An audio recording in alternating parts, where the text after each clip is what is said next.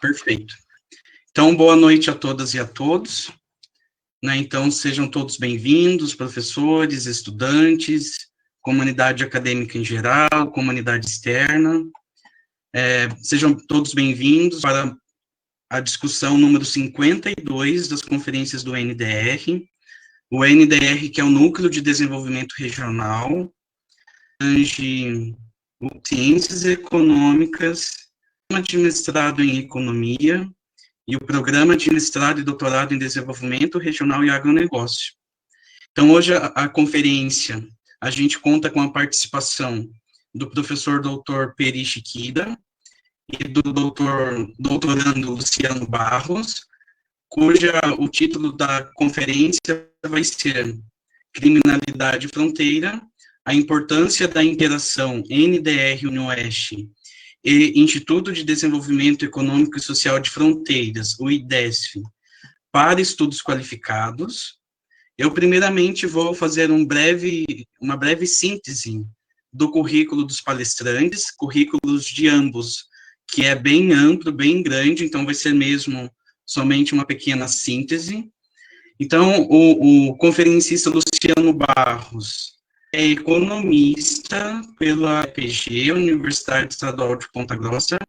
Ele é doutorando em Relações Internacionais e mestre em Gestão de Empresas pela Universidade Autônoma de Lisboa. Ele é o atual presidente do Instituto de Desenvolvimento Econômico e Social de Fronteiras, o IDESF, pelo qual coordena diversos estudos e pesquisas sobre as áreas de fronteiras brasileiras. Nesse sentido, ele também é organizador de pelo menos 2 volumes de publicação sobre regiões das fronteiras. Ele possui diversos artigos e publicações sobre essa temática, dos impactos do contrabando e dos mercados ilícitos para a economia brasileira, e participa de palestras e seminários no Brasil e exterior, como conferencista sobre essa temática fronteiras brasileiras. Já o professor Peri Shikkida, ele também é economista pela UFMG, ele é mestre e doutor em economia aplicada, mestre em economia agrária pela Exalc-USP e doutor em economia aplicada pela Exalc-USP também. Ele é pós-doutor em economia pela Fundação Getúlio Vargas, São Paulo. Ele é professor associado da UniOeste, atuando nos cursos de Ciências Econômicas, mestrado em Economia, e doutorado em Desenvolvimento e Agronegócio.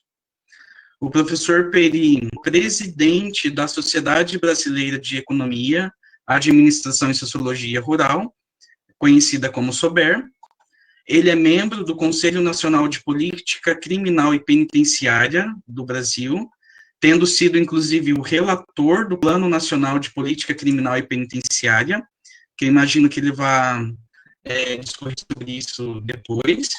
Ele é conselheiro científico titular da Associação Brasileira de Estudos Regionais e Urbanos. Ele é bolsista de produtividade do CNPq.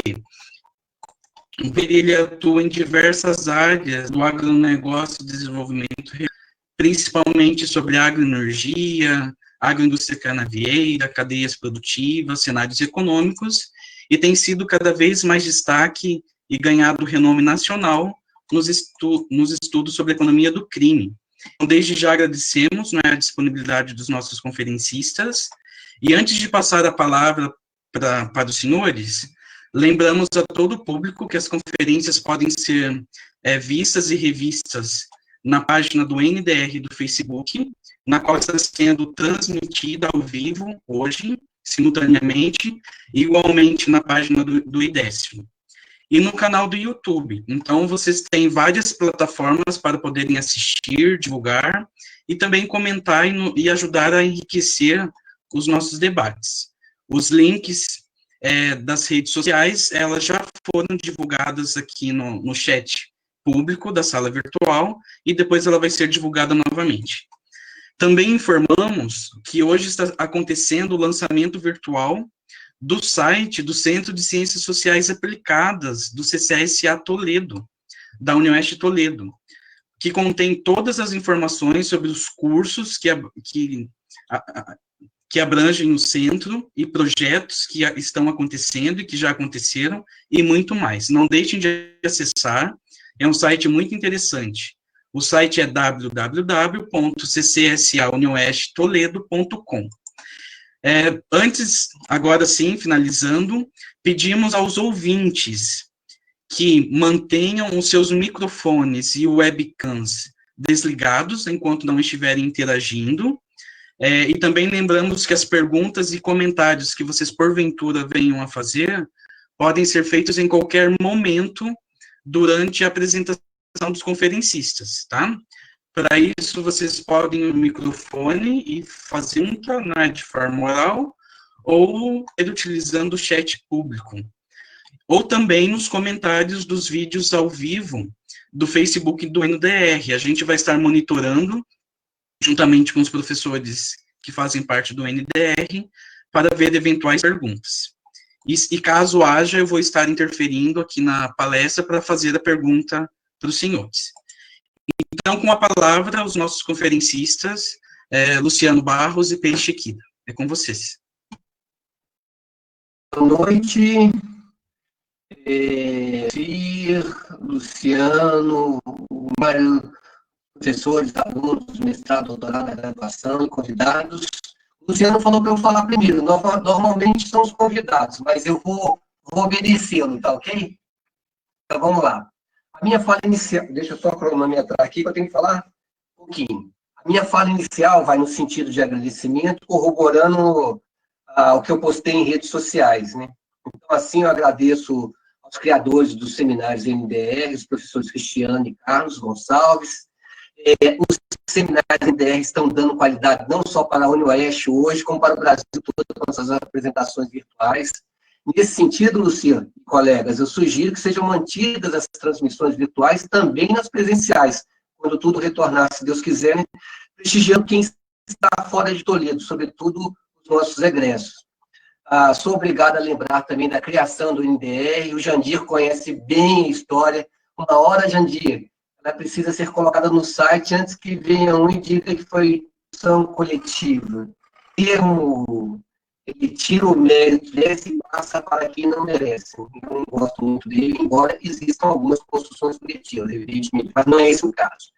Louvo também o que os coordenadores dos nossos programas de pós-graduação, de graduação também vêm fazendo, acadêmicos, em pandemia. Então, parabéns, Luci, Flávio, próprio Carlos. Bom, sobre hoje, eu tenho algumas anotações aqui, tá? Nós não fizemos transparência, vai ser mais um bate-papo.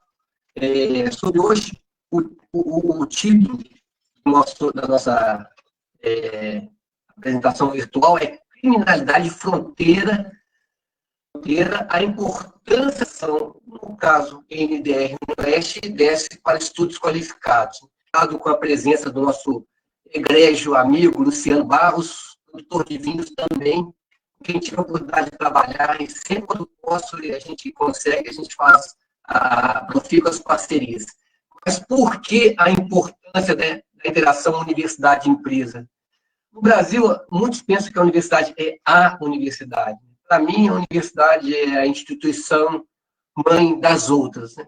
Então, por quê? Porque ela forma os profissionais que irão exercer as funções em qualquer outra instituição, formando mormente, para mim, sobretudo, os profissionais da base, do ensino fundamental e médio, e sem essa base não existe universidade. Só que a universidade não pode ser uma ilha. Eu acho que ela deve interagir com toda a sociedade, sem interação, sendo também as empresas. Aí vem um pessoal que o enquadramento ideológico está acima de tudo, inclusive da verdade, diz que nós não devemos ter essa interação por N razões, cada uma mais esdrúxula do que a outra. E sobre isso eu gostaria de falar que fui professor visitante em diversos países do mundo, e o que eu tenho constatado é uma relação harmônica, que traz benefícios para todos. Mais recentemente nós fizemos uma visita na Inglaterra com a comitiva de professores paranaenses, e lá eles são medidos não pelo que produzem, mas pelo que impactam. Lá a empresa está dentro da universidade, é parceira. Ok? O Velimar Padanei, ele sabe bem o que é reduzir assimetria de informação, fazer bons contratos, minimizar ou estancar ao máximo os riscos morais e as seleções adversas. E a gente fazendo isso, a gente consegue boas parcerias para ambas, seja universidade, seja... Ou seja, a gente tem que cada vez mais estimular isso da sociedade, né? Então, mais um título provocativo nesse sentido. Bom, por que falei isso tudo? A palavra estudos qualificados é extremamente importante. Nós conhecemos o Luciano quando ele veio nos visitar, Luciano Barros, quando ele veio nos visitar por conta das pesquisas do PGDA, eu coloco não singular, as pesquisas coletivas do PGDA em economia do crime. Então, nós iniciamos uma parceria que culminou com um estudo extremamente importante intitulado Uma Alternativa de Combate ao Contrabando de Cigarro a partir da estimativa da curva de Laffer e da discussão sobre a política de preço mínimo, assinado pelo Mário Margarida, que nos ouve, o Matheus Nicola, que está fazendo agora o seu doutorado na FEA USP, e por mim, que foi publicado no ENABER de 2017, que estará saindo agora na revista do IPEA. Bom, o objetivo desse estudo foi aprofundar o debate sobre a receita tributária gerada a partir da produção de produtos derivados do tabaco para compensar as suas externalidades negativas. E aí estimamos a curva de Laffer. A curva de Laffer faz, né? Ela mede uma relação entre a alíquota do imposto incidente. Está acabando minha bateria aqui. Só um pouquinho, está avisando aqui, está acabando a bateria. Que coisa. Liguei aqui. Bom, então, a curva de Laffer mede a relação entre a alíquota de imposto incidente sobre determinado produto e sua respectiva arrecadação gerada pelo Estado para esse mercado, no caso dos cigarros. Os resultados muito interessantes, eles encontraram em que a alíquota ótima de imposto sobre produtos finados é de 32,45%. Nós observamos que a alíquota real do IPI entre 2012 a 2015 ficou sempre próxima da alíquota ótima estimada. Aí o que aconteceu? Né? O foco seguinte recaiu sobre a exigência de preço mínimo do varejo para os cigarros no país, simulando o comportamento do mercado em função da eliminação dessa estratégia de política de preço mínimo. Um detalhe importante, se o pessoal pensava que a curva de Laffer fosse por volta de 70%, olha que nós achamos para esse caso 32,45%. Aliás, vários estudos já estão desmontando essa falsa premissa de que é 70%, 80% na curva da curva de Laffer. E esse foco seguinte recaiu, então, repetindo, sobre a exigência da política de preço mínimo para os cigarros no país, simulando o comportamento do mercado em função da eliminação dessa estratégia de preços mínimos. Bom, com essa simulação, nós verificamos o seguinte: o fomento da indústria de cigarro nacional aumentaria 45%, e o total de IPI arrecadado aumentaria cerca de 44,86%. Ademais, no cenário ideal, o ônus do IPI deveria ser distribuído para que a alíquota real do IPI permanecesse, de certa forma, próxima à alíquota ótima estimada e viabilizasse um produto da indústria nacional legal capaz de competir com o produto legal. Certo? Esse trabalho, parceria de estudos qualificados, foi parte da discussão do Ministério da Justiça e Segurança Pública do ano passado sobre o contrabando de cigarro. Ele ainda não obteve sucesso, pessoal. Porém, o debate sobre esse assunto, com quem quer que seja, é extremamente necessário. Mas tem que mostrar os números. Show me the numbers. Não me vem com esse negócio de eu acho, porque eu acho que o Cruzeiro não é o melhor time do mundo. É o melhor time do mundo, mas não é. É o segundo, tá certo?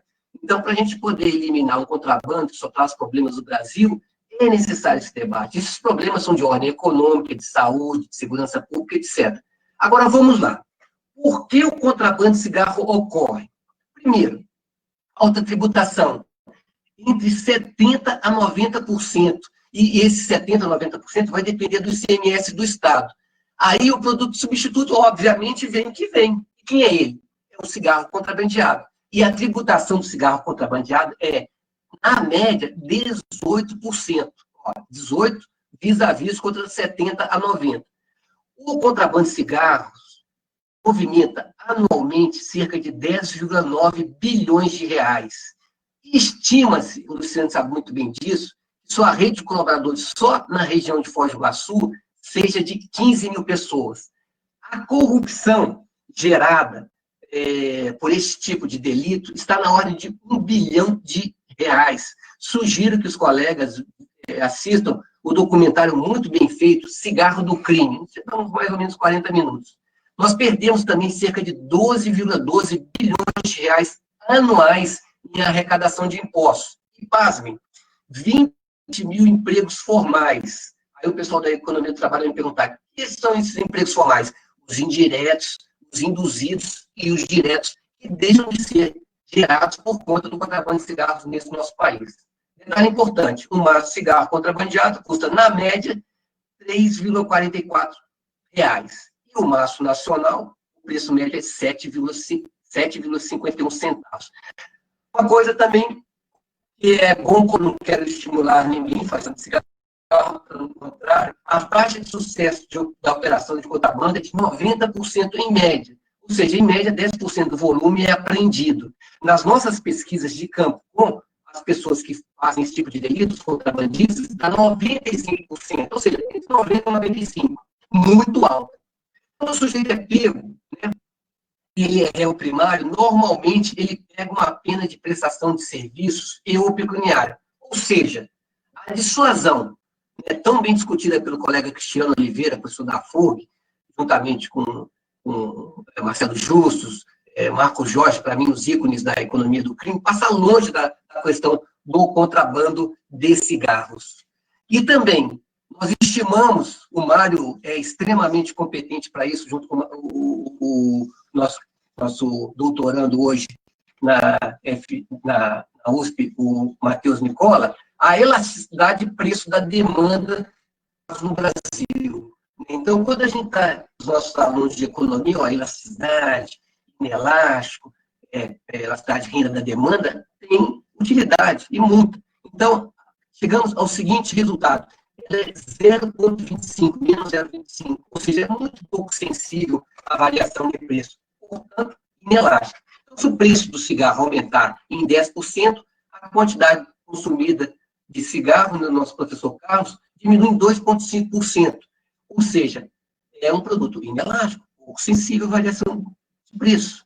A elasticidade renda da demanda de cigarros ilegais no Brasil é de 1,95, ou seja, varia em sentido quando a renda seja um bem inferior. Então, se a renda do consumidor aumentar em 10%, espera-se que a quantidade consumida de cigarros ilegais reduza em 19,5%. Da mesma forma, se a renda do consumidor diminuir, aumenta esse consumo. E agora, evidentemente, nessa crise, está diminuindo a renda, infelizmente.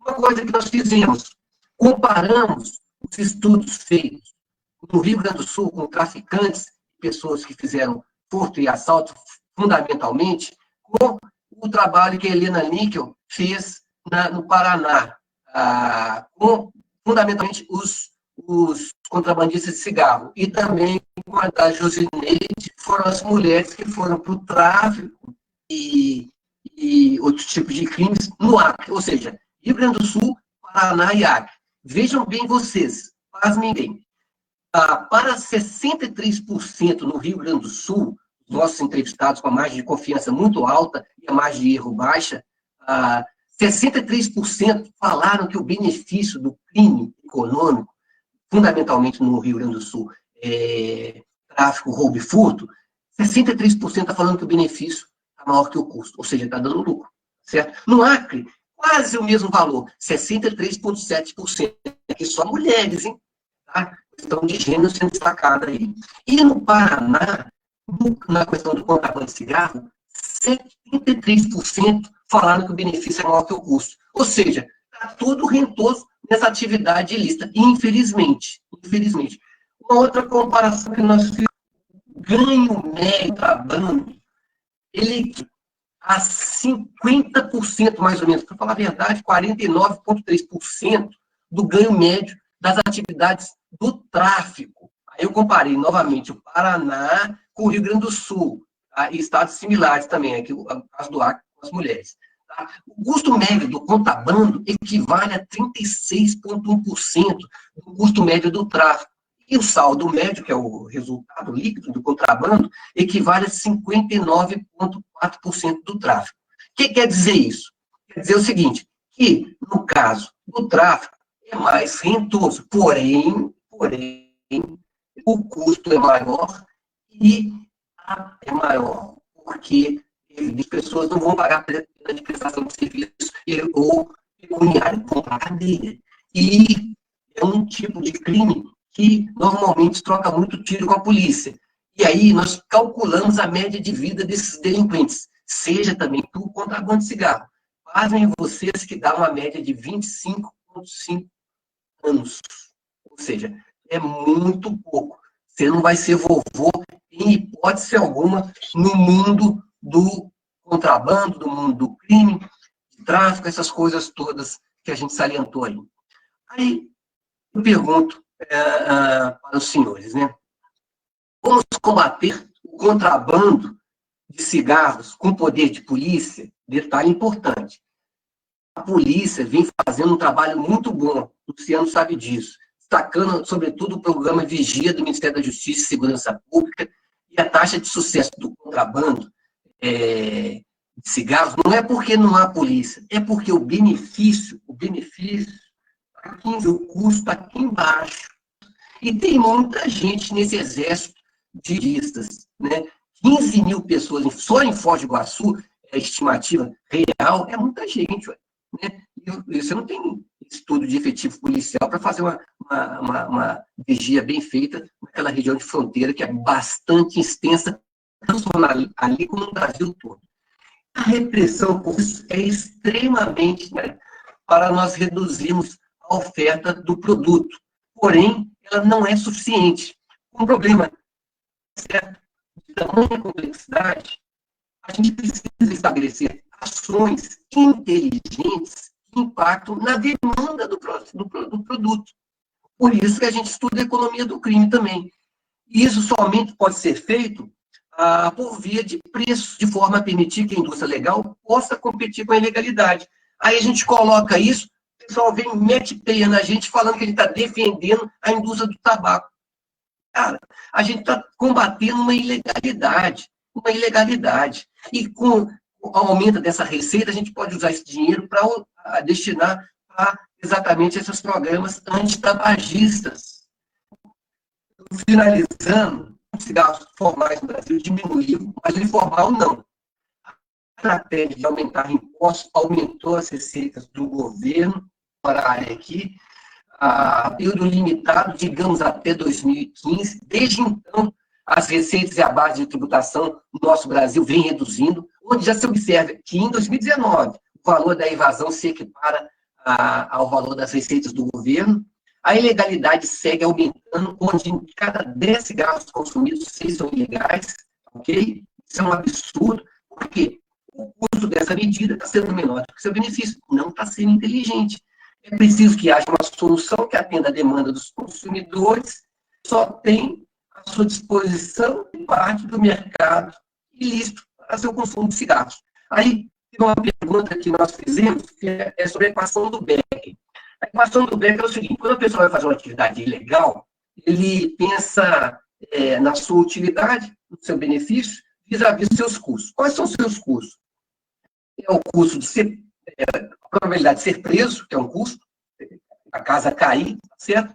A intensidade da pena, a perda moral, tá ok? O custo de execução e planejamento do crime, o cara, no caso do contrabandista, ele perder a carga, e o custo de oportunidade que ele está saindo do setor lícito para ilícito. A perda moral é ser chamado de bandido.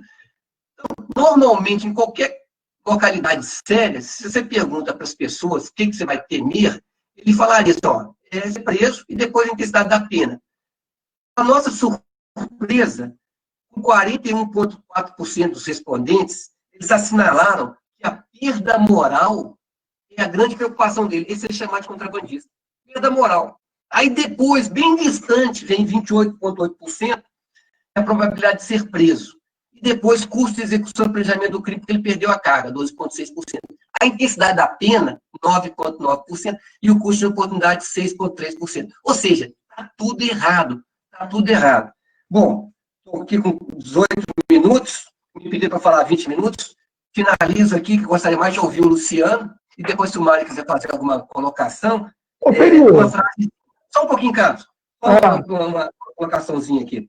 É uma frase do nosso que hoje eu estava lendo, do Fábio Costa Pereira, que citou Santo Agostinho. Fábio Costa Pereira é um promotor sensacional do Rio Grande do Sul. A esperança tem 2 filhas, a indignação e a coragem. Vou ler aqui melhor. A indignação nos ensina a não aceitar as coisas como estão, a coragem a mudá-las. Então, deixa essa frase de Santo Agostinho aí para a gente poder ter essa esperança, desde que venha as suas 2 filhas, a ação e a coragem. O PI. Não, tem por aqui minha fala. Até que passa para o Luciano, só fazer uma colocação. Sabe que nós trabalhamos juntos também num trabalho desse tipo aí, né? Do contrabando de cigarros e tal.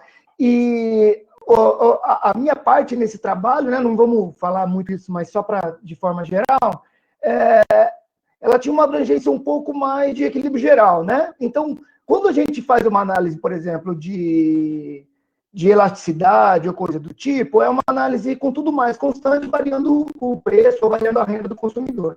Quando a gente olha para o equilíbrio geral, a gente começa a entender também a reação do nosso concorrente, no caso, o mercado oficial, vamos chamar assim, e o mercado ilegal de cigarros, né? O quão efetivo seria essa política que você cita, de preços e tal, se a capacidade de reação do cigarro importado for muito alta? Por exemplo, o pessoal costuma dizer, eu vi um outro texto que eu li, que o custo de produção lá no Paraguai do cigarro, do maço, da vintena, né, chega a 30 centavos o custo de produção. Se a gente baixasse aqui para ter no mercado deles, eles baixariam lá também. Então, assim, e no final das contas, dependendo da capacidade que eles tenham de reação lá, a política de baixar o preço aqui não teria muito efeito sobre a demanda, porque eles baixariam lá para continuar mantendo a parcela deles no mercado. A gente conhece a capacidade deles de reagir a essa política, e aí a minha pergunta, a gente conhece a capacidade deles de reagir a essa política? Porque a gente baixar o preço aqui, a gente não tem que... Eles não vão ficar lá quietinhos e falar assim, tá bom, pode pegar o mercado para vocês, então eu não vou mais fazer cigarro. Eles vão dar um jeito de ganhar esse mercado. Quer dizer, a gente conhece a capacidade de reação deles lá?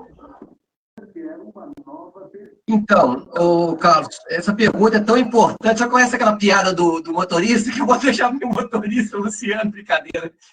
Não, evidentemente que a gente tem uma estimativa, o Luciano que participa desse núcleo do Conselho Nacional de Combate à Pirataria, então tem uma estimativa assim, da reação do cigarro ilegal, né? Eu coloquei até cigarro ilegal, mas cigarro paraguaio, evidentemente, mas a gente não pode prescindir do poder de polícia. Agora, se a gente lançasse, assim, vamos supor, um cigarro pop, isento de tributação e preço mínimo, que fosse só atingir essa camada da população menos favorecida em termos econômicos, a gente conseguiria quebrar essa indústria do contrabando. Porque isso a gente tem a resposta das indústrias formais no Brasil, né? As grandes corporações do Brasil conseguiriam colocar esse cigarro num preço razoavelmente, que não compensa para eles, com 30 centavos, colocar um cigarro contrabandeado no mercado do Centro-Sul, sobretudo no Rio de Janeiro e São Paulo, com uma margem bem menor. Ou seja, teria que conjugar, evidentemente, essa questão da política de combate ataque tributário com a questão do poder de polícia. Mas o poder de reação deles é espetacular, eu concordo com você. Agora, conversando com o setor formal aqui, eles lançariam, eu até sugeri para eles, o cigarro pode chamar POP, para poder combater exatamente esse cigarro que entra com mais força e prejudica exatamente por conta daqueles malefícios da saúde que o cigarro contrabandeado traz. Todo cigarro traz, mas tem trocentos estudos, você não sabe disso, que colocam o cigarro contrabandeado como um fator muito mais maléfico do que o cigarro formal. Eu tenho que passar para o Luciano, senão ele não vai falar. Deu 30 minutos e era 25, pode ser? Obrigado, Peri, obrigado. Alô, Luciano, a palavra é sua agora. Cadê você? Desapareceu? Peri, eu acho que o Luciano desconectou aqui. Acho que deve ter caído da internet dele. Enquanto ele tenta restabelecer lá, eu vou fazer outra provocação, então você continua nessa mesma toada aí. Aí assim que ele voltar, tu passa a palavra para ele. O que eu estava vendo aqui, tem uma reportagem do José Pires, de 2014, onde ele coloca que grande parte dos né, que o Paraguai compra são indústrias brasileiras que vendem para ele, Souza Cruz e outras. Né? Nesse sentido, não seria muito mais fácil você taxar a exportação desse tipo de produto para aumentar o custo lá para eles, né?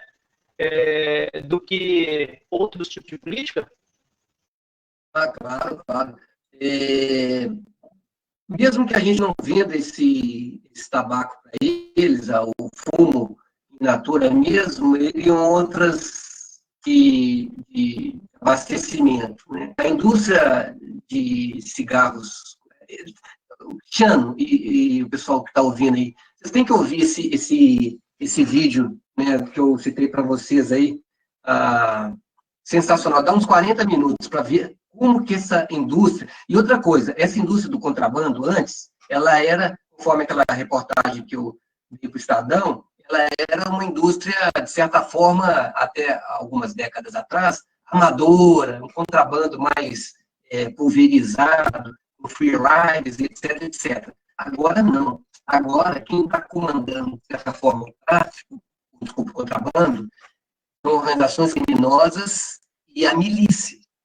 Ou seja, o contrabando, o dinheiro do contrabando, a rentabilidade do contrabando, está financiando o tráfico de droga, tráfico de medicina e uma série de outros contrabandos que são associados a isso aí. Então, ela deixou de ter aquele lado amador e ganhou um lado profissional estrondoroso. Então, para você ter hoje um market share no mercado nacional de 10 cigarros que você tem no mercado, 6 são contrabandeados, isso é um absurdo. Né? A ponto de ter também cigarros nas fábricas de cigarros paraguaios no Brasil. Isso é um absurdo. Eu até falei no Ministério da Justiça que aí o poder de polícia, eu falei, cara, olha, vocês estão fazendo um trabalho excepcional, mas isso é uma assinte contra a nossa economia. Isso não pode acontecer em hipótese alguma. Né? Agora, estudos, caso sabe muito bem disso, estão sendo feitos exatamente, que agora está sendo discutida a reforma tributária no Ministério no âmbito do governo federal. Então, a gente está levantando isso. A gente nem pede hoje para tirar a política de preço mínimo e fazer uma coisa mais... A gente pede para só deixa um cigarro específico. A ideia é essa. Deixa um cigarro específico. Um cigarro que possa ser isento de preço mínimo, de política tributária, para que ele possa combater o cigarro contrabandeado. Só dá uma oportunidade. Aí, conversando com alguns colegas da Polícia Federal, só para vocês terem ideia, olha, quando você pega um contrabandista, né, o custo de você pegar um contrabandista e julgar, e pagar a ação de serviço seu, pecuniário, juntar todos os contrabandistas, dá o orçamento mais ou menos da Polícia Federal. A Polícia Federal não é para ficar combatendo o contrabando de cigarro, quando a gente pode fatalmente fazer isso. E existem políticas que foram feitas nesse sentido. Por exemplo, a Fiesp está sempre discutindo, teve uma redução da política tributária sobre aqueles produtos de 1,99. Reduziu muito a incidência dessas cargas. Ocorre que deixou de ser compensador para a pessoa comprar do Paraguai e passou a comprar do produto nacional. Ou seja, fica melhor muito mais em conta, gente, muito mais em conta. É inteligente isso. Agora, tem prerrogativas, e o Luciano sabe muito bem disso. Depois você dá ao Luciano, o Ministério da Saúde, o Ministério da Economia, desceram a peia surra na gente no Nordeste, por conta disso. Né? Luciano, você consegue falar agora? Deixa eu só... Luciano, ouve bem? Tinha travado um computador, eu estava em outro, só ouvindo, e estava sem imagens. Agora está tudo normal aqui, estou a postos. O Peri, nós ainda temos duas questões que seriam para você, mas eu vou deixar elas para o final, para a gente passar a palavra para o Luciano, e eu vou monitorando aqui as questões, a gente agrega, faz tudo ali no final, tá? Para termos a oportunidade de ouvir o Luciano também. É contigo, Luciano. Perfeito, boa noite a todos, é uma satisfação estar aqui, agradeço ao Nuestro, ao professor Stan, ao professor Carlos, ao Lucir, especialmente ao meu amigo Peri, que tivemos a oportunidade de trabalhar juntos e seguimos aí nesta caminhada árdua de entendermos um pouco as dinâmicas desses crimes fronteiriços, né? É muito interessante darmos esse tema, finalidade e fronteira, principalmente num país que tem 16.800 quilômetros de fronteira. É uma dimensão, para vocês terem uma ideia do que isso significa, 16.800 quilômetros, se eu estender uma linha reta de Brasília a Pequim, dá 16.800 quilômetros. Então, é muito território, é praticamente, nós vamos ver um pouco sobre isso daqui a pouco, praticamente impossível fazer vigilância somente com polícias, com receita, com infraestrutura humana, numa fronteira com estas dimensões. São 10 países encostados no Brasil, são 11 estados da federação e as mais diversas características destas regiões. Né? Mas eu queria falar um pouquinho, para começar um pouco, corroborando o que o Peri está falando, e vindo nessa esteira, do aumento das apreensões nesta época de Covid. Nós começamos a fazer uma compilação de alguns dados a partir das quarentenas, aí da segunda metade do mês de março, e é impressionante analisarmos o nível e o número de apreensões de contrabando e de drogas. Chama muito atenção, o volume aumenta cada dia mais, esse volume de apreensões. Isso nos chama a atenção porque em toda esta faixa de fronteira acontece a mesma coisa. E nós começamos a nos perguntar, é só no Brasil? É só para o mercado brasileiro que essa droga entra? E no meio destas perguntas sai um relatório da SENADE, a Secretaria Antidrogas do Paraguai, falando do aumento da área plantada de maconha no Paraguai. Então, eles historicamente plantavam essa maconha nas províncias ali de Canindeyú, de Amambai, e hoje essa plantação aumenta para esta região mais sul do Paraguai, divisa com a Argentina, e muito próximo aqui da Tríplice. Bom, analisar os dados da Argentina, e nunca viu tanta maconha entrando como agora. Então, resultado disso, temos uma safra recorde no Paraguai, essa safra recorde precisa ser desovado, precisa mandar isso para algum lugar, e para os grandes mercados consumidores, e porque senão corre o risco de apreensão em território paraguaio, e corre-se também o risco de perder essa droga, dela ficar imprópria para consumo, então ela precisa ir para o mercado. Isso está acontecendo gigantescamente no Brasil, e um exemplar trabalho dos órgãos de segurança no sentido de coibir todo esse produto que entra. Mas o que me chama a atenção daí é uma coisa que você olhar a fronteira, principalmente nesta época de pandemia, o que nós assistimos, uma E justamente com esse aumento da criminalidade, nós pudemos ver os países, como nós estamos descoordenados a nível de Mercosul, a nível de países vizinhos, como cada país fez o seu decreto de fechamento de fronteira, como cada país se virou como pôde na época de pandemia. Então, isso para a fronteira é algo que chama muito atenção, porque você vê que há uma falta de liderança. Muitas vezes poderiam ter se unido, comprado insumos de saúde juntos, medidas de contenção sanitárias em conjunto, quem sabe fosse mais esse processo de fechamento de fronteiras, e nós poderíamos ter uma outra realidade, coisa que nós não assistimos, infelizmente, a este cenário. Para quem se lembra, né, ainda falando em criminalidade em fronteira, que esse é o tema, é uma coisa que me chamou muito a atenção. Nós sempre ouvimos falar em tráfico de pessoas nessas áreas fronteiriças. E vocês percebam que são todos crimes econômicos, Felipe, são todos com motivação econômica. E durante a pandemia, houve um episódio que me chamou assim para reflexão. Um episódio de 22 meninas, que foram deixadas na Ponte da Amizade, eram todas menores de idade, que estariam com destino ao Paraguai, eram todas paraguaias, e foi perguntado a elas onde é que vocês estavam, por que vieram todas juntas, e elas estavam todas em São Paulo realizando trabalhos. Que tipo de trabalhos? Prostituição, trabalhos domésticos, trabalhos em malharias, em fábricas clandestinas destinadas à falsificação.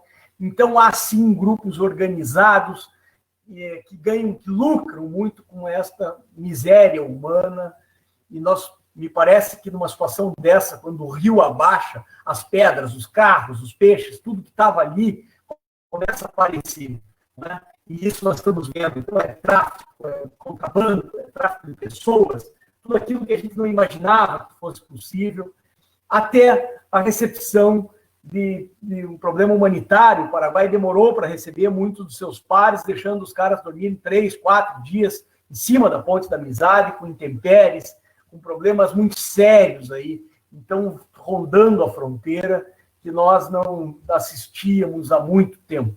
E isso tudo é fruto de um cenário onde nós estamos. Por quê? Nós vivemos um cenário que nós não víamos tudo isso, porque tinha uma dinâmica da fronteira, tem a dinâmica social, tem a dinâmica do comércio legal, tem a dinâmica do turismo, tem toda uma outra dinâmica que encobre, muitas vezes, todo esse movimento criminal ao qual nós falamos há décadas. Aí. Então, nós temos, infelizmente, que aparece uma corrupção sistêmica em toda esta área de fronteira. E esta corrupção seja uma corrupção de pessoas, de achar que esse movimento é normal, esse movimento criminal faz parte da cultura de fronteira. Seja uma corrupção de entes públicos, que o Brasil avançou muito nesse sentido. Eu acho que é o país que mais avançou nesses países encostados ao nosso, com as corregedorias muito eficientes nas polícias, com as operações exemplares da Polícia Federal, mas nós ainda temos uma economia informal muito grande nessas áreas fronteiriças, e isso é algo que nós vamos ter que repensar como fazer para diminuir, principalmente também, a assimetria que nós temos entre Brasil, Paraguai, Bolívia, Peru, Uruguai, Argentina. Quer dizer, se nós falamos em Mercosul, falamos em ter maior harmonia, nós precisamos ter maior simetria, não só econômica, mas simetria social, simetria legislacional, para poder fazer frente a todos esses desafios que são gigantescos nestas fronteiras, né? Então, são avanços que eu vejo que os países precisam sentar para combater a criminalidade transnacional, porque um crime desse, de contrabando de cigarros, de tráfico de drogas, de tráfico de pessoas, ele começou no país, ele teve uma quadrilha envolvida naquele país para cooptar essas pessoas, para produzir esses produtos, para importar produtos que vêm de outros países para dentro do Paraguai, que ele não tem capacidade de consumo, ou seja, Paraguai, seja Peru, seja qualquer país que for encostado ao Brasil. Então, nós precisamos ter um avanço nesses marcos regulatórios, esses marcos normativos, para que nós tenhamos avanços em conjuntos, entender que o que é ruim para o Paraguai, o que é ruim para a Argentina, o que é ruim para o Uruguai, para o Peru, para a Colômbia, é ruim para o Brasil. Não pode ser bom para um, ruim para outro, não funciona, está provado que não funciona. Eu acho que nós carecemos de pensarmos estratégias para isso. E também, nada mais importante do que pensarmos estratégias de cooperação, tanto de cooperação policial quanto de cooperação judiciária, melhorar esses processos de cooperação que já existem, mas que são muito pouco utilizados, dar publicidade a tudo isso, e também avançarmos muito em desenvolvimento regional, em atividades regionais, para que possamos fazer frente às atividades informais e ilegais. Então, para onde queremos ir? Qual é a nossa perspectiva de chegada? Quais são os principais avanços? Eu vejo que os principais avanços são a transparência nas instituições, o fortalecimento institucional nas instituições em todos os países, ao passo do que tem acontecido no Brasil, mas o processo ainda é lento. Amadurecimento democrático. Sem amadurecimento democrático, nós não vamos para lado algum. Nós vamos a vida inteira ficar discutindo o problema, porque as populações vão seguir elegendo determinados políticos que não vão atender aos anseios desta população para melhorar a qualidade de emprego, de renda, de educação, que é a base de tudo. O professor Peri falou da universidade e falou também da base disso tudo. Nós vemos que a fronteira, ela peca muito mais do que o resto do Brasil em educação. Então, nós temos que ter processos de avanços educacionais para que essas áreas de fronteira possam desenvolver pesquisadores, desenvolver engenheiros, desenvolver médicos, desenvolver advogados, desenvolver policiais, desenvolver pessoas com capacidade de pensar diferente essa dinâmica social nestas áreas. Não é? Aumentarmos essa cooperação internacional, eu acho que isso, sem dúvida nenhuma, e avançarmos cada vez mais para economias formais. E digo mais, e que tenhamos foco nas potencialidades regionais. Nós não conseguiremos avançar sem entendermos o quanto nós temos de potencial nestas regiões para fazer frente a tudo isso, fazer frente a esse movimento criminal que só com a economia formal nós vamos avançar nisso. Então, se nós pegarmos o nosso querido Brasil, do Oiapoque ao Chuí, a região do Chuí, a região da Campanha Gaúcha, é sensacional para a agricultura, tem lá vinicultura, tem enoturismo, tem os pampas gaúchos com criação de gado, com produção agrícola, e tudo isso ainda está subdesenvolvido, se dá a possibilidade do crime ser mais forte que tudo isso. Quer dizer, o Brasil precisa investir em infraestrutura para que aquele vinho que está sendo produzido nesta região seja cada vez mais forte, se tenha um processo de logística, de supply chain melhor do que ele tem hoje, para que ele chegue competitivo nos mercados. Hoje é um parto para tirar qualquer produto de lá. Você pegar a navegação na Bacia do Prata, nós não conhecemos os nossos rios, e a fronteira é rica em possibilidade de navegação nestas bacias, que nós não utilizamos de forma alguma. Até a construção da nossa querida Itaipu, que é um marco do desenvolvimento regional. Se não fosse Itaipu, essa região não estaria nessa condição, principalmente nessa época de Covid, tem ajudado muito, mas não foi pensado numa eclusa ali para que essa navegação pudesse acontecer do Tietê até a saída para o oceano, de uma forma muito mais barata de escoamento agrícola. Nós perderíamos, quem sabe, parte do Porto de Paranaguá. O Paraná não ficaria tão interessado assim, mas teríamos um escoamento pela Bacia do Prata gigantesco. A Argentina e o Paraguai já pensaram nisso, de Jaciretá tem barcaças de soja que saem aqui de Cidade do Leste e chegam lá embaixo, lá em Buenos Aires ou no Porto de Montevidéu. Se você subir um pouco mais, você tem um avanço, uma capacidade turística que o Brasil tem, com cataratas do Iguaçu, com os cânions no Rio Uruguai, ali também na divisa. Se você pegar a região de Bonito, a região do Pantanal, também voltamos à navegação, voltamos ao turismo, mas não tem infraestrutura para se chegar lá. Para chegar em Bonito, quem já foi sabe que é custoso chegar lá, sob o ponto de vista é longe, é difícil, tem um voo por semana, 2 voos por semana.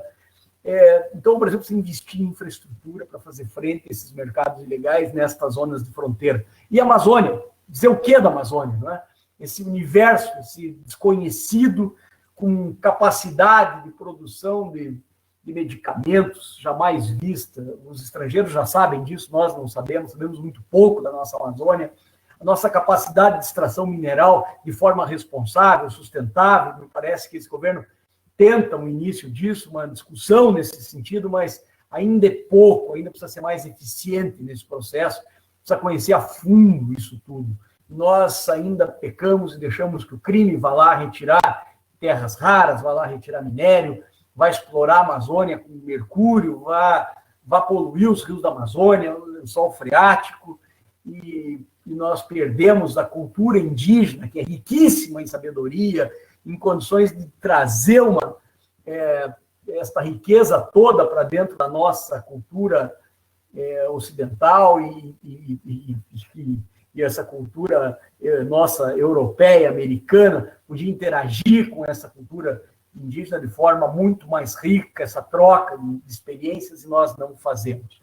Outra coisa que me chama a atenção, e eu vou voltar para um problema antes de finalizar aqui, que o Covid na fronteira foi feito um trabalho muito interessante, feito pelo professor Camilo, professor Tássio, da ECN, e eles fizeram um levantamento junto com um grupo de pesquisas, demonstrando o avanço do Covid na fronteira. E o que me chamou a atenção?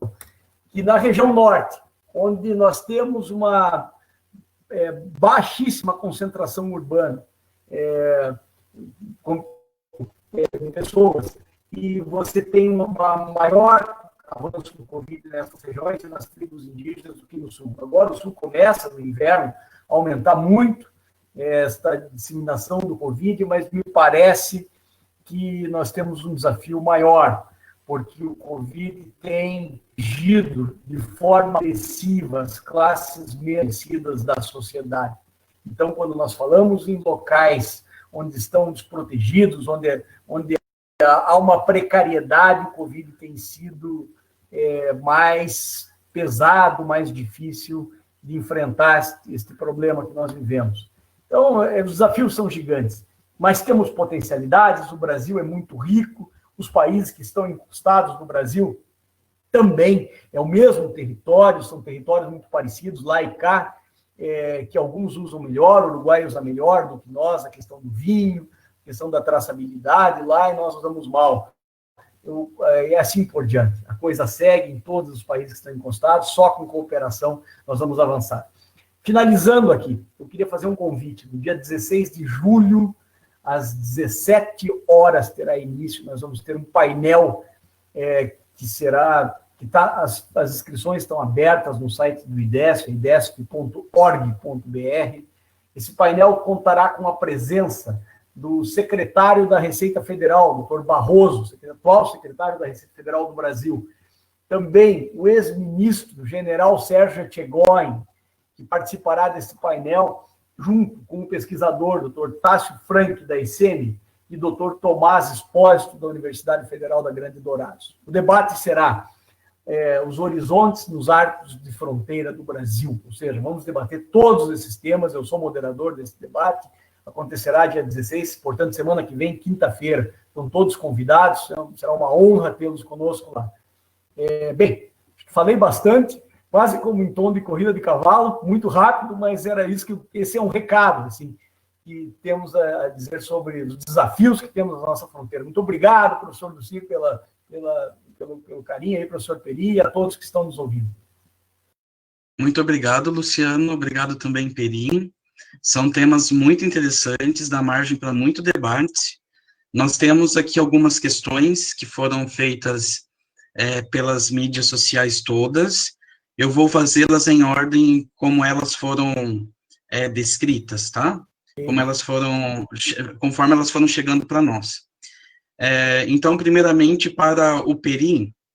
Peri, nós temos aqui uma pergunta do Facebook, do Genivaldo Pires. Ele pergunta: o aumento do câmbio e a baixa das taxas de juros no Brasil teve reflexo positivo contra o contrabando de cigarros? Olha, boa pergunta. O Mário está ouvindo aí também, e outros econometristas. A gente tem que fazer um estudo para a gente poder ver a causalidade. Eu acredito que o último levantamento que a Souza Cruz fez, que aumentou um pouquinho o consumo do cigarro nacional, vis-à-vis o ilícito, o contrabandeado, né? Porque o cigarro produzido no Paraguai é ilícito. O problema é ele entrar aqui sem a sua devida compensação tributária. Então, contrabandeado é o linguajar normal que se usa para isso. Então, seria muito leviano a gente falar, mas o colega do Facebook poderia salientar que a questão da Covid e da pandemia foi o principal fator, porque reduziu uma série de coisas no mundo do crime. Outras aumentou, mas nesse caso específico tem contribuído porque as pessoas, na pandemia, deixaram de circular, né? Menos o poder de polícia, o pessoal que está no front, tem que parabenizar o pessoal da saúde, o pessoal da polícia, o pessoal que está trabalhando, né? O pessoal da agricultura. Mas não é uma resposta fácil, não. A gente mais correlaciona, cara, os professores nossos de estatística micro, correlaciona com a questão da pandemia. Seria mais oportuno falar isso. Porque já oscilou bastante o câmbio, não diminuiu, né, Luciano, o contrabando, né? E não é por agora que vai diminuir. Baixo, né? Baixo. Tá. Ainda tem duas questões aqui para o Peri, depois tem algumas para o Luciano também, tá? Temos várias aqui para vocês dois.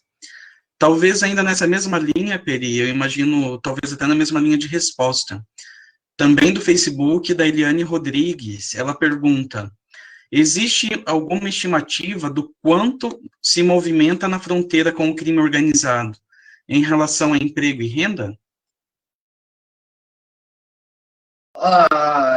Só na questão do contrabando, mas o contrabando é o carro-chefe, porque tem o contrabando, as publicações do SDF são sensacionais, aí a gente tem que louvar também o Luciano, tá agora editando nosso livro do agronegócio paranaense, né?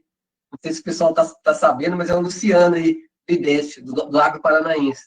Ele também pensa na questão do desenvolvimento regional, mas a questão da Eliane é uma questão que a estimativa de 15 mil pessoas que estejam trabalhando direta e indiretamente com o contrabando de cigarro, mas tem o contrabando de medicamentos, tem o contrabando de agrodefensivos ou agrotóxicos, como vocês queiram, tá certo? E tem o contrabando também de óculos. Se não me engano, né, Luciano? É cigarro, óculos,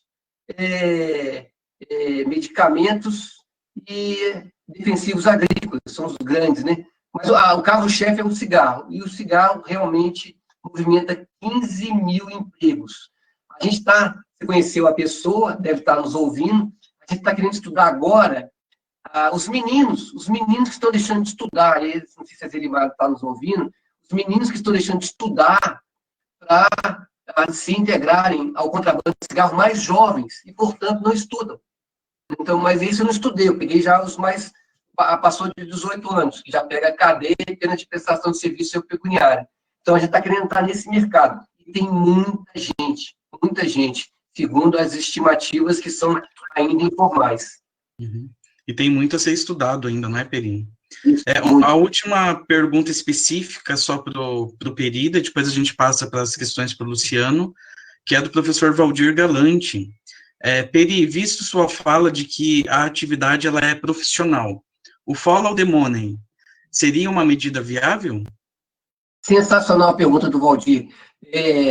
Gente, vocês não têm ideia da criatividade do brasileiro, da bandidagem, tudo quanto é coisa. O brasileiro é o artista do futebol, mas você tem que ver quando eles entram para o mundo do crime. Cara, é uma coisa de louco. Então, esse pessoal do Ministério Público Federal, dos Ministérios Públicos, e uma série de outras instituições, agora tem o Vigia, tem aquele outro órgão que foi inaugurado pelo ex-ministro Moro na fronteira, Esse pessoal está fazendo um follow the money direitinho, mas eles pulverizam, né, Luciano? Eles pulverizam, eles são artistas, rapaz. Por isso que eles são bastante capilarizados. Então, se a Souza Cruz e a Philip Morris têm tantos colaboradores, esses caras têm trocentos mais colaboradores. Eles conseguem pulverizar. Então, seguir esse pessoal por esse método, alguns conseguem pegar. As milícias estão sendo pegas por aí, grande parte delas, né? Uhum. Então, é sensacional essa pergunta do Valdir, mas eu acho que o tiro de com alternado com o poder de polícia, com essa questão do desenvolvimento que o Luciano falou, não adianta você combater a criminalidade se as travas morais estão complicadas. Educação, família e religião. É complicado. E agora a questão da saúde também, que afeta esse tripé. Então, isso é muito importante que a gente tenha esse pilar desenvolvimentista muito bem colocado, viu, Luciano? Ainda mais para o nosso programa de mestrado e doutorado de desenvolvimento regional e agronegócio, e programa de mestrado também economia e tal, os outros programas que estejam aí correlacionados. Não, com certeza. Sobre a sua resposta anterior, Peri, a professora Zelimar, ela menciona aqui que o aumento do trabalho infantil, inclusive na criminalidade, é uma consequência direta do desemprego adulto no ambiente familiar, né, que também é uma variável que influencia bastante. Então, Zelimar, isso aí é uma coisa que a gente estudou no ano passado, e a maioria foi para o mundo do crime por causa de ideia de cobiça, ambição, ganância, má influências, etc. A questão do desemprego teve uma correlação mais baixa, bem mais baixa que essa. Ou seja, esses paradigmas de que a criminalidade tem como fatores estimuladores o desemprego e a pobreza, são pilares. Quando a gente vai perguntar para os delinquentes que fizeram seus crimes, não tem muita aderência. Então, isso é uma coisa que a gente tem que tomar um cuidado. Pelas conversas com essa pessoa, que é pedagoga, lá em Foz do Iguaçu, ela falou assim, Peri, eles têm oportunidade de trabalho, só que o menino chegou e falou assim, ó, tá aqui, tia, o maço de dinheiro que eu consegui com contrabando de cigarro. Eu não vou trabalhar para ganhar um salário mínimo. Isso chama-se cobiça, ambição, ganância. Né? E quando você pergunta para ele, ele fala isso. Mas tem sim uma turma que está indo por conta de problemas econômicos. Isso é ratificado nas teses e nas dissertações que foram definidas no PGDRA. Muito boa pergunta, Pedro. Obrigado. Continuando aqui, nós temos ainda alguns questionamentos. Essa seria para vocês dois, Luciano primeiro, se puder responder, mas eu vou convidar o Edilson Esteves, que é agente de fiscalização federal do Parque Nacional do Iguaçu. Ele está nos ouvindo, e se puder fazer a questão pelo microfone. Edilson. Está me ouvindo? Sim. Ok. Bom, primeiro, parabéns aos dois palestrantes, mas acho que fiquei feliz com a fala do Luciano aí, que ao final chegou a falar, inclusive, de Amazônia, né? E se a gente não precisa nem ir muito longe, apesar disso, né? Porque a gente está sofrendo um problema aqui semelhante à Amazônia, né? A gente tem desmatamento, que é passado de maneira despercebida, a gente tem extração mineral, que é passado de maneira despercebida, a gente tem caça, né? A gente tem extração de subprodutos florestais, tudo é passado de maneira despercebida, né? Então, é uma coisa que acho que, quando eu participo desses eventos, eu tento colocar a questão ambiental com mais ênfase, porque é considerado, né, isso é meio que cultural, né, a maioria dos problemas aí de ordem ambiental são desconsiderados pela maioria dos órgãos de segurança pública. É triste falar isso, mas normalmente eu coloco dessa maneira, porque não interessa muito o abate de uma onça, a retirada de um palmito, ou a extração de quilos aí de peixes ameaçados de extinção. Porém, são feitos por grupos que muitas vezes estão relacionados com outros ilícitos, como o tráfico aí, contrabando de cigarros, né? Então, acho que é uma coisa para a gente começar a ser discutida, até mesmo porque, por muito tempo, o tráfico de animais aí foi um dos terceiros maiores tráficos, né, mundial, né? Perde para arma, pessoas e drogas, enfim. Então, é uma coisa que a gente tem que trazer à tona, até mesmo porque, se isso intensificar, a questão de visitação, né, que é um dos atrativos nossos aqui, de geração de renda na região de Foz do Iguaçu, pode até ser questionada por causa dessa falta de atenção a esses problemas, a esses ilícitos, né? Então, acho que quando se fala em colaboração, né, que o Luciano falou, a gente vai ter uma colaboração melhor executada se tiver conhecimento e aceitação por parte dos órgãos de segurança pública de que é um problema real, e a gente tem que tratar isso, né? Por isso que eu tento colocar isso como discussão, né? E para a gente que trabalha no Parque Nacional, que são 100 quilômetros de fronteira internacional, isso eu estou batendo constantemente, porque a gente tem 100 quilômetros de Parque Nacional de divisa com a Argentina, e está sob responsabilidade do Parque Nacional, né? E aí a gente tem o apoio da Polícia Militar Ambiental, tem a Polícia Federal que nos auxilia, mas acho que passou da hora da gente tentar fazer um trabalho conjunto aí, né? Até porque tem grande parte aí do próprio contrabando de cigarro vai pela margem do Parque Nacional do Iguaçu, né? Então a gente, como agente de fiscalização, às vezes se depara com esse tipo de ilícito, mas muitas vezes não tem muito o que fazer, né? Porque não tem a expertise aí que os policiais têm no combate a isso. Tá? Então, essa é mais uma consideração ao Luciano aí, para a gente poder realmente intensificar essa discussão, e conto com o apoio de todo mundo aí que está participando, para a gente, de repente, fazer uma discussão mais centralizada nessa questão ambiental, com foco no desenvolvimento local, é claro. E aproveito aí para lançar uma pergunta para o professor Peri, parabenizando ele novamente, no sentido de que, com a intensificação aí do contrabando de cigarro, há um histórico de confronto armado, né? Existe isso sistematizado, né? A ocorrência de confronto com esse tipo de infrator, e se vem aumentando a periculosidade desse tipo de infrator. Pergunto isso porque eu tenho que pensar na minha segurança em campo e tenho que repassar essa segurança para os colaboradores que trabalham comigo, né? Então, é uma coisa que eu sempre venho tentando buscar junto aos outros órgãos de segurança, os cuidados que eu tenho que ter diariamente na minha segurança, né, durante as minhas ações de fiscalização. Obrigado pela oportunidade. Muito obrigado, Edilson. O Peri ou o Luciano querem fazer algum comentário? Você quer que eu fale, Peri? É isso? Estão me ouvindo bem? Bom, tudo bem. O que eu acho? Tem havido um aumento gigantesco aí de violência desses criminosos, né? O Peri muito bem lembrou isso. Era um crime romântico no passado, né? Era professor que ia buscar o camarada que ia pegar para vender, tinham lá aqueles grupos de ônibus que vinham, depois isso virou na mão de quadrilhas perigosas que estão cada dia mais armadas, né? E essa junção de todos os crimes que você muito bem colocou, é isso mesmo. Até porque surgiu uma característica nova nessa última década, que é o do agente transportador, daquele camarada que faz a logística de transporte do crime. Então, isso é muito novo. E esse cara é armado, esse cara é organizado, esse cara não quer perder essa carga, porque como ele é transportador, ele tem responsabilidade pela carga e ele vai às últimas consequências. É o aumento, hoje se prende uma carga de cigarro, o motorista está armado. Se prende uma carga de droga, tem arma envolvida.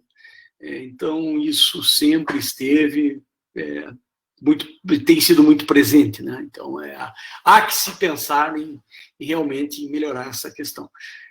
Com relação a tudo que você falou, de Amazônia, de olharmos com mais carinho para a nossa biodiversidade, para as nossas riquezas naturais, eu acho que o Brasil ainda está engatinhando nesse processo, né? Nós temos que caminhar a passos largos em todos os aspectos, inclusive em cooperação internacional com os países vizinhos, com os outros países que estão próximos, para que nós possamos poder tipificar melhor, dar importância a esses crimes, sim, que são muito importantes, e dar importância a isso como potencialidade, como riqueza nacional.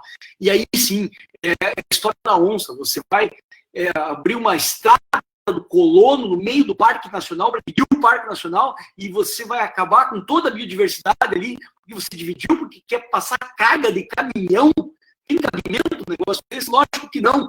Você tem que pensar de uma forma estratégica para essa região. Você pode até reabrir uma estrada parque, uma estrada para turismo, pontos de visitação, floresta.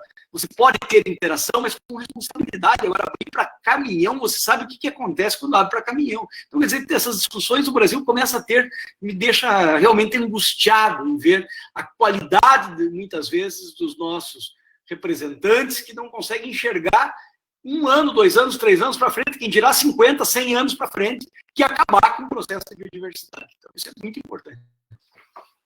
São pontos muito relevantes mesmo. A gente está um pouco avançado no horário. Só complementar ali, senão o Edilson fica chateado comigo. O Edilson é sensacional, Edilson.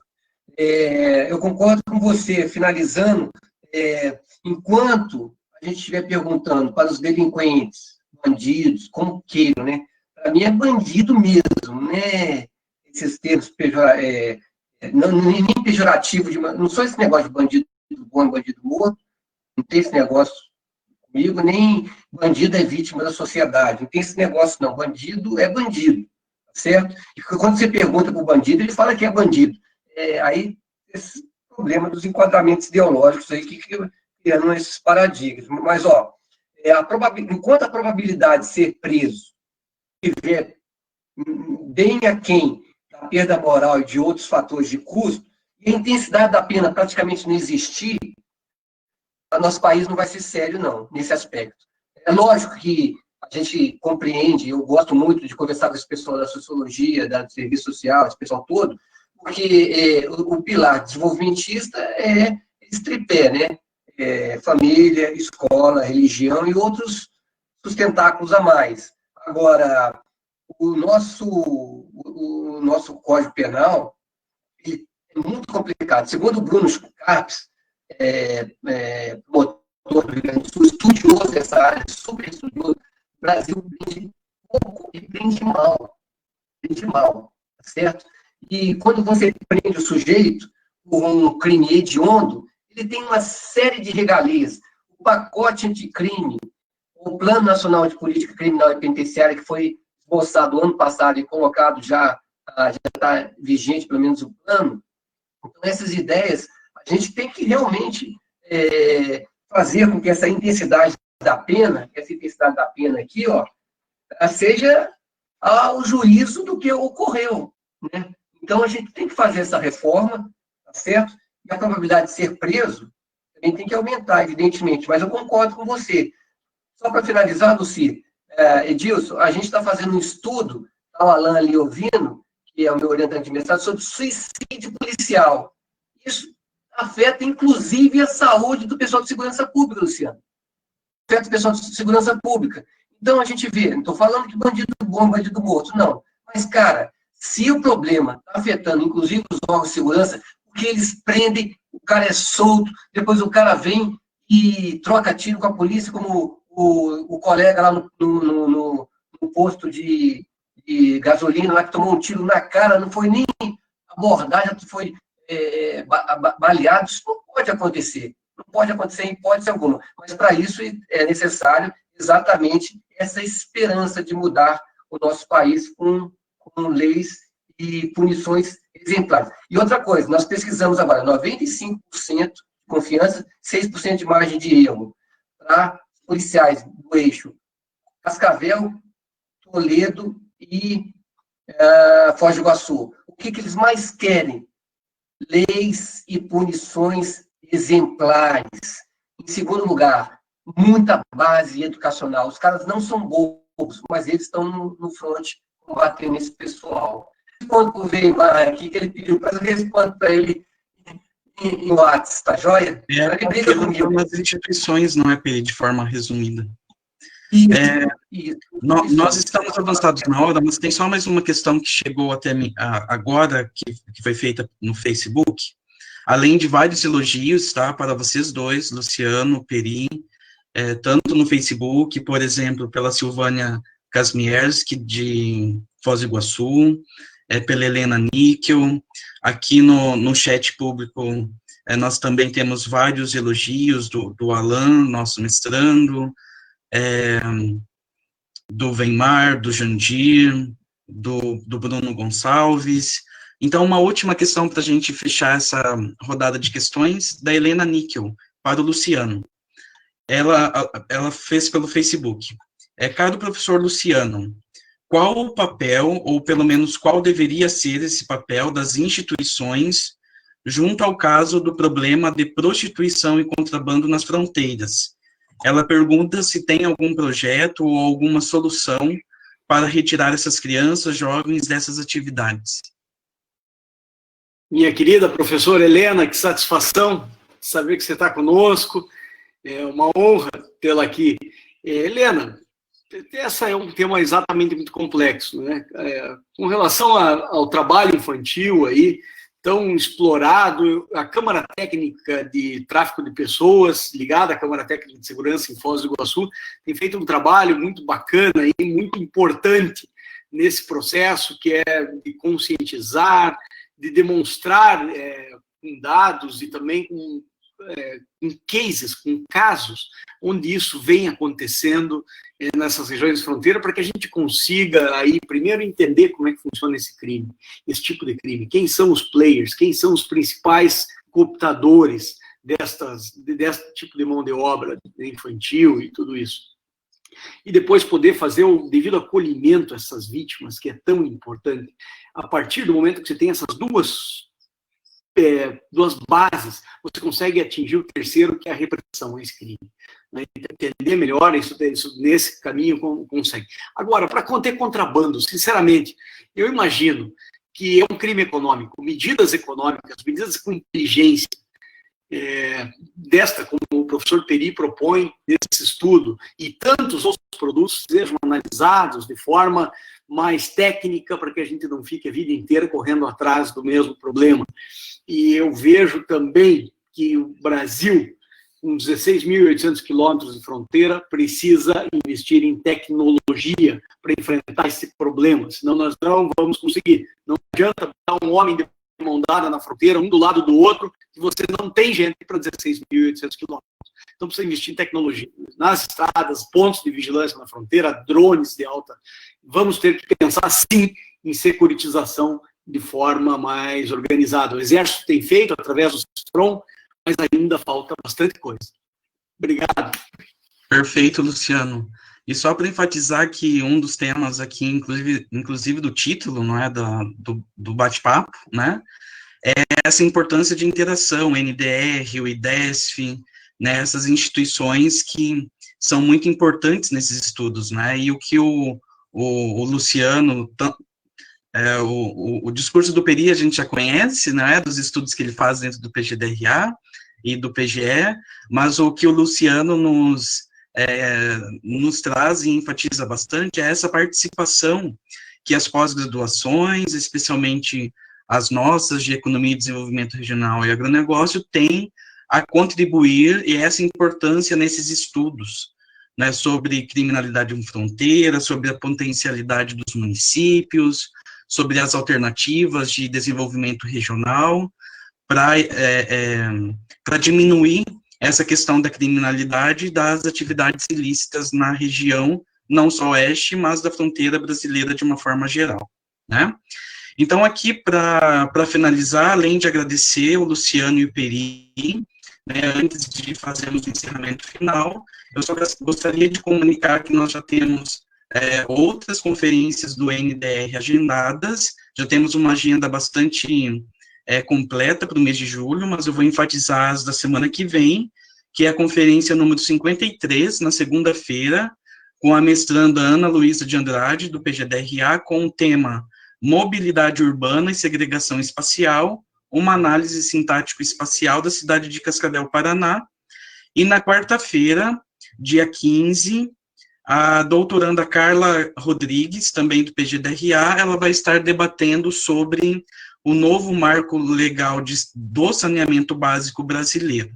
E também, né, Peri, a gente não pode deixar de falar sobre a conferência e a live que o Peri vai estar mediando amanhã, dia 9, às 19 horas, que é patrocinado pela SOBER, e vai contar com ilustres palestrantes, como o professor José Graziano da Silva, o Sérgio Schneider e a Margarete Boteon, que vai ser transmitida pelo YouTube do Congresso da SOBER 2020 e também pelo Facebook. Então, é só vocês procurarem as mídias sociais do Congresso da SOBER 2020 e vocês vão encontrar o canal para acompanhar essa live bastante interessante.